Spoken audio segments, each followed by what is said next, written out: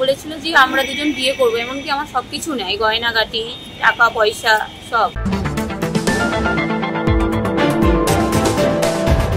না না না, বিয়ের সম্ভাবনা দেখছি না। উল্টে বলছে তোমার যা করার করে নাও, আমি দেখে নেবো।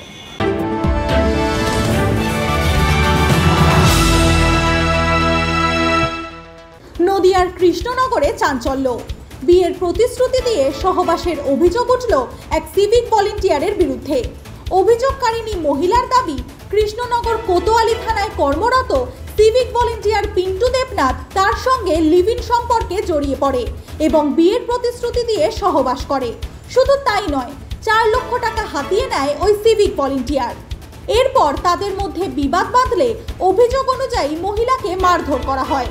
পুলিশ সূত্রে জানা গেছে, অভিযোগকারিনীর 12 বছরের নাবালিকা কন্যাকেও অভিযুক্ত বাজেভাবে স্পর্শ করার চেষ্টা করেছে এবং একাধিকবার জোর করে নিয়ে যাওয়ার চেষ্টা করেছে।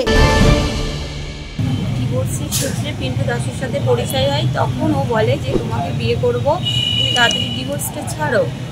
দিয়ে তারপর হচ্ছে কি ওইখান থেকে সমস্ত জিনিসপত্র নিয়ে আসা হয়। আমরা একসাথে কাঁঠালপোতায় ভাড়া থাকি, সেখান থেকে ও সমস্ত জিনিসপত্র কালকে রাত্রে নিয়ে পালিয়ে যায়। আমার গয়না সমেত 5 লাখ টাকা ডিপোজিট করতে দিই ওকে, সেই টাকা সমেত নিয়ে ও পালিয়ে যায়। পালিয়ে যাওয়ার পর আমি ওকে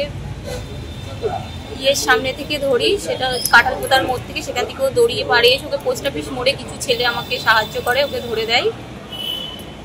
বলেছিল যে আমরা দুজন বিয়ে করবো, এমনকি আমার সবকিছু নেয়, গয়নাগাটি, টাকা পয়সা সব। হ্যাঁ, কাঁঠালপোতায় সহবাস করেছি আমরা।